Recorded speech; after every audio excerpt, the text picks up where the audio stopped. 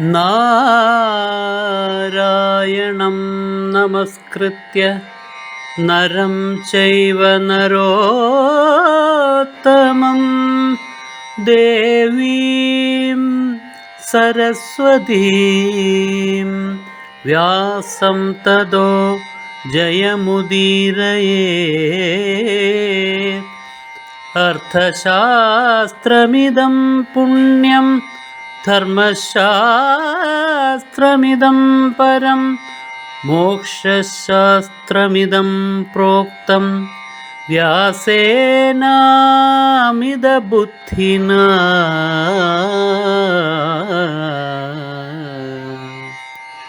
ഏറ്റവും വലിയ സന്തോഷം പ്രപഞ്ചത്തിന്റെ മുഴുവൻ സർവാധിപത്യമല്ല, കുരുരാജ്യത്തിന്റെ ആധിപത്യമോ പോട്ടെ, അത് നിസ്സാരം. ലോകത്തിന്റെ മുഴുവൻ സർവാധിപത്യം പോലും പൂർണ്ണ ആനന്ദമല്ല. പൂർണ്ണ ആനന്ദം പാണ്ഡവ ദുഃഖം കാണുമ്പോഴാണ്. അതുകൊണ്ട് ഞാൻ ഏറ്റവും ആഗ്രഹിക്കുന്ന അതാണ്.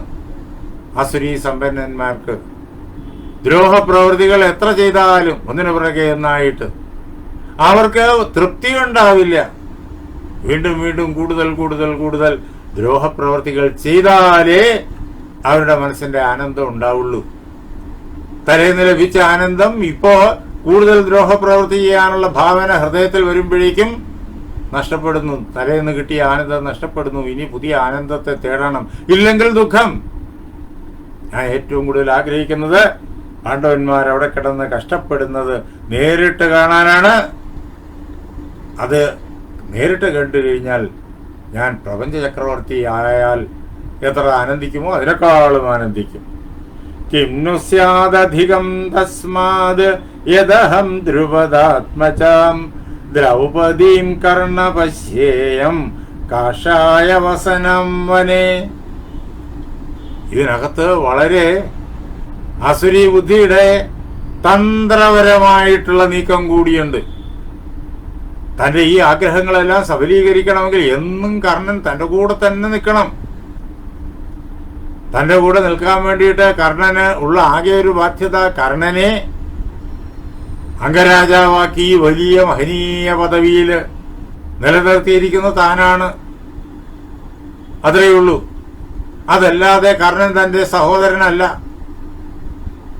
അങ്ങനെ ഒരു ബന്ധവും കർണനുമായിട്ടില്ല. കർണന് ഈ കുരുവംശത്തോടും ഒരു ബന്ധവുമില്ല.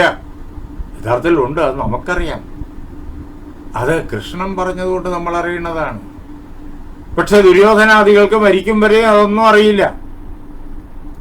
അപ്പോ കർണൻ കൂടെ നിൽക്കണമെങ്കിൽ ഇത് കർണന്റെയും വലിയ ആനന്ദമാണ്. ആ ആനന്ദം കാണുമ്പോൾ തനിക്കുണ്ടാകുന്ന ആനന്ദം എന്നത് വ്യഞ്ജിപ്പിക്കണം, ധ്വനിപ്പിക്കണം.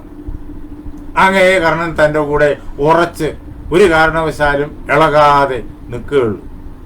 അസുരീ ബുദ്ധികൾ എല്ലായിടവും തന്റെ വലകൾ, മീനുകളെ പിടിക്കാൻ അല്ലെങ്കിൽ മാനുകളെ പിടിക്കാൻ വ്യാധന്മാർ ഉപയോഗിക്കുന്ന സമ്പ്രദായത്തിലുള്ളതായ വലകൾ വീശും. അദൃശ്യമായ വലകൾ വീശും. അതാണ് ഈ വാക്യത്തിനകത്ത് കിടക്കുന്നത്. അല്ലയോ കർണ, ഇതിനേക്കാളും വലിയ സന്തോഷം ഏത്? ദ്രുപദപുത്രിയായിരിക്കുന്ന ആ പാഞ്ചാലി ഉണ്ടല്ലോ, ദ്രുപദാത്മജാം എന്നടുത്ത് പറഞ്ഞത് കർണന്റെ മനസ്സിൽ അന്ന് ആ സ്വയംവര പന്തലിൽ വെച്ച് നടന്നതായ സംഭവങ്ങളെ ഒന്നുകൂടി തട്ടി ഉണർത്താൻ വേണ്ടിയിട്ടാണ്. ഇല്ലെങ്കിൽ പാഞ്ചാലി എന്ന് പറഞ്ഞാൽ മതി, അല്ലെങ്കിൽ ദ്രൗപദി എന്ന് പറഞ്ഞാൽ മതി. ദ്രുപദന്റെ മകൾ, അന്ന് ദ്രുപദൻ മകൾക്ക് വേണ്ടിയിട്ട് സ്വയംവരം ഏർപ്പെടുത്തിയപ്പോ അവിടെ വെച്ച് അവള് പറഞ്ഞതെന്താ? അതുകൂടെ പറയണ്ട. ദ്രുപദാത്മജ എന്ന് പറയുമ്പോഴേക്കും കർണന്റെ മനസ്സിൽ അത് ഇടിമുഴക്കത്തോടുകൂടി പ്രതിധ്വനിക്കും. സൂതപുത്രൻ വില്ലെടുക്കണ്ട എന്ന്. അങ്ങനെ കർണന്റെ മനസ്സിൽ കിടക്കുന്ന നീറി കിടക്കുന്ന ആ അപമാന ഭാരം, അതിന് അന്ന് ആ സഭയിൽ വച്ചിട്ട് കർണന്റെ പ്രതികാരമായി നടന്നു. അതിനെ ഒന്നുകൂടി ജ്വലിപ്പിക്കുക. എന്തിന്? ഘോഷയാത്രയ്ക്ക്. കർണൻ അത്രയും കരുത്തോടുകൂടി തന്റെ കൂടെ നിൽക്കണം. കർണന്റെ ഇഷ്ടങ്ങളെല്ലാം സാധിച്ചു കൊടുക്കുന്നത് ഞാനാണ്. നമ്മളുടെ ഇന്നത്തെ ലോകത്തില് വിവിധങ്ങളായിട്ടുള്ള സാമൂഹികവും രാഷ്ട്രീയവും അതേപോലെ തന്നെ കച്ചവടപരവും നയപരവും ഒക്കെയായിട്ടുള്ള തന്ത്രങ്ങൾ നോക്കിക്കഴിഞ്ഞാൽ ഈ ആസുരീ സമ്പന്നത ഏറെ കാണാം. ദൈവീ സമ്പന്നതയും ഭാരതത്തിൽ നിന്ന് കാണാം. ഭാരതം പോലെ ഈ സംസ്കൃതി ഉൾക്കൊണ്ട ചില രാജ്യങ്ങളുണ്ട്, അവിടെ നിന്നും ദൈവീ സമ്പന്നത കാണാം. ബാക്കിയൊക്കെ ആസുരീ സമ്പന്നതയുടെ വിവിധങ്ങളായ തന്ത്രങ്ങൾ സന്ദർഭോചിതമായിട്ട് പല പ്രകാരത്തിൽ ഇളകിമറിയുന്നത് കാണാം. നാം ഈ കേൾക്കുന്ന ഗീതാവാക്യങ്ങളും ഈ കഥകളും നമ്മുടെ ലോക ചരിത്രത്തിൽ, ഇന്നത്തെ ഈ നിമിഷത്തെ ചരിത്രത്തിലും ആവർത്തിച്ചുകൊണ്ടേയിരിക്കുന്നു. അതാണ് മഹാഭാരതം. എന്നത്തെയും ചരിത്രമാണ് ഇത്. 5000 വർഷം മുമ്പ് നടന്ന ഒരു സംഭവത്തിന്റെ ചരിത്രമാണ് ഇത്. എന്നും എവിടെയും നടന്നുകൊണ്ടേയിരിക്കുന്ന സംഭവങ്ങളുടെ സജീവമായ ചരിത്രമാണ്. അങ്ങനെ ആ ദ്രുപദാത്മജയെ, അല്ലയോ കർണ, കാഷായം ധരിച്ച്, സന്യാസിമാർക്ക് ധരിക്കാനുള്ളതാണ് കാഷായം, ഗൃഹസ്ഥന്മാർക്ക് വേണ്ടിയിട്ടുള്ളതല്ല. എപ്പോഴാണോ ഗാർഹസ്ഥ്യം വിട്ടിട്ട് മനസ്സിന് പാകത വരുമ്പോൾ അങ്ങനെ വാനപ്രസ്ഥത്തിലേക്കും അത് കഴിഞ്ഞ് അവിടെ വന്നിട്ട് സന്യാസത്തിലേക്ക് പോകുന്നു. അപ്പോഴാണ് കാഷായം ധരിക്കുന്നത്. അവരുടെ ആ കാഷായം അതൊരു പ്രത്യേക വർണ്ണത്തെ കാണിക്കുന്നു. അവിടെ കാനനങ്ങളിലാണെങ്കിൽ അവർ ധരിക്കുന്ന ആ കാഷായ വേഷം അത് ആ മരവുരിയാണ്. മരവുരിയുടെ നിറവും നമ്മൾ ഉപയോഗിക്കുന്ന ആ കാഷായത്തിന്റെ കാവി വർണ്ണത്തിന്റെ അടുത്ത നിറമാണ്. അതേപോലെ മാൻതോല്, ഇതൊക്കെ ആ കാഷായത്തിന്റെ അല്പാൽപ ഭേദങ്ങളോടുകൂടിയ വർണ്ണമാണ്. അങ്ങനെ മരവുരിയും മാൻതോലും ധരിച്ച ദ്രുപദാത്മജയെ, വലിയ ചക്രവർത്തിനി എന്ന് പറഞ്ഞല്ലേ അങ്ങ് ഇന്ദ്രപ്രസ്ഥത്തിൽ നിന്നിട്ട് ഹസ്തിനാപുരത്തേക്ക് വന്നത്, വലിയ രാജകുമാരി എന്ന് പറഞ്ഞല്ലേ അന്ന് ആ സ്വയംവര പന്തലിൽ വരണമാല്യവുമായി ഇറങ്ങി നിന്നത്. അവൾ ഈ പ്രകാരത്തിൽ ഈ കാട്ടിൽ കിടന്ന് ക്ലേശിക്കുന്നത് കാണുമ്പോൾ ഉണ്ടാകുന്ന സന്തോഷത്തെക്കാളും വലിയ സന്തോഷം കർണ വേറെ ഏതിരിക്കുന്നു. അതാണ് ഏറ്റവും വലിയ സന്തോഷം. അതുകൊണ്ട് അല്ലയോ കർണ, നമുക്ക് അവിടെ അങ്ങോട്ട് പോവുക തന്നെ വേണം. പക്ഷേ എനിക്കിനിയും തീരുമാനമെടുക്കാനുണ്ട്. കാരണം ക്ഷത്താവ് വിതുരൻ പറഞ്ഞ ആ വാക്കുകൾ ഇപ്പോഴും നിൽക്കുന്നു. ഞാനൊരു തീരുമാനത്തിലായി കഴിഞ്ഞാൽ പിന്നെ അച്ഛനെ കൊണ്ട് സമ്മതിപ്പിക്കുകയും വേണം.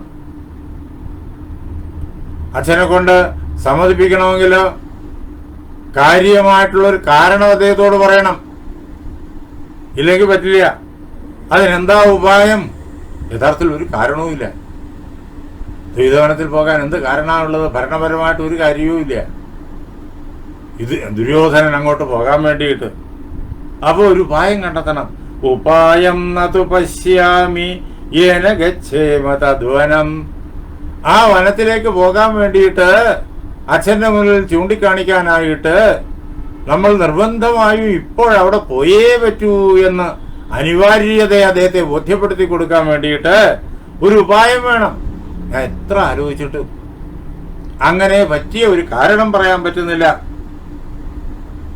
അതുകൊണ്ട് അത് നിങ്ങൾ മൂവരും കൂടി, കർണനും ശകുനിയും ദുശാസനും കൂടി നല്ലവണ്ണം ആലോചിച്ചിട്ട് കണ്ടെത്തണം. സസൗബലേന സഹിത തഥാ ദുശാസനേന ച ഉപായം പശ്യ നിപുണം യേന ഗച്ഛേമ തദ്വനം. അല്ലയോ കർണ, നീ അതുകൊണ്ട് ശകുനിയോടും ദുശാസനോടും ചേർന്ന്, എപ്പോഴും മന്ത്രാലോചന ഇവർ 4 പേരും കൂടിയിട്ടാണ്. ഇതിന്റെ മുഴുവൻ പദ്ധതികൾ 4 പേരും കൂടിയിട്ട്, അനുവാദം അച്ഛൻ്റേത്. സകല പദ്ധതികൾക്കും പൂർണ്ണ പിന്തുണ കൊടുത്ത് അതിന് ഭരണപരമായിരിക്കുന്ന മുഴുവൻ പിൻബലവും മുഴുവൻ അനുവാദവും, ഇത് ഭരണപരമായ കാര്യമാണെന്നുള്ളൊരു പരിവേഷവും നൽകുന്നത് ധൃതരാഷ്ട്രൻ എന്നുള്ള ഭരണാധിപൻ. അങ്ങനെ ആ സംഗതി, അതിനുള്ള ഉപായം നിങ്ങൾ മൂന്നുപേരും കൂടി ആലോചിക്കുക. അല്ലയോ കർണ, നീ ദുശാസനോടും അമ്മാവനോടും ആലോചിച്ച് തീരുമാനിക്കുക. ഞാനിപ്പോ വിശ്രമിക്കാനായി പോകുന്നു. രാത്രി മുഴുവൻ ഞാൻ ആലോചിക്കും എന്താണ് ഉപായം എന്ന്. നിങ്ങൾ മൂന്നുപേരും ആലോചിച്ചിട്ട് ഒരു തീരുമാനത്തിലെത്തുക. എന്നിട്ട് നാളെ പുലരുമ്പോഴേക്കും അച്ഛൻ സഭാഗൃഹത്തിൽ വരും. ഭീഷ്മനും ദ്രോണനും അതേപോലുള്ള കാരണവന്മാരെല്ലാവരും ഗുരുജനങ്ങളെല്ലാവരും സഭാഗൃഹത്തിൽ വരും. അവിടെ വെച്ചാണ് നമുക്ക് അച്ഛനിൽ നിന്നിട്ട് അനുവാദം വാങ്ങേണ്ടത്. ആ അവസരത്തിലേക്ക് നിങ്ങൾ ഇതിനൊരു തീരുമാനം ഉണ്ടാക്കി നല്ലൊരു ഉപായം കണ്ടെത്തിയിട്ട് അങ്ങോട്ട് വരിക. അത് അവിടെ വെച്ചിട്ട് അവതരിപ്പിക്കുക. അവിടെ ആ സഭ ചേരുന്ന അവസരത്തിൽ ഞാനും അവിടെ ഉണ്ടാകും. അപ്പോൾ അവിടെ വെച്ചിട്ട് അത് അവതരിപ്പിച്ചു കഴിഞ്ഞാൽ നമുക്ക് അതിനു വേണ്ടുന്നതായ ഒരു അനുകൂല തീരുമാനം മഹാരാജാവിൽ നിന്നിട്ട് നേടിയെടുക്കാം.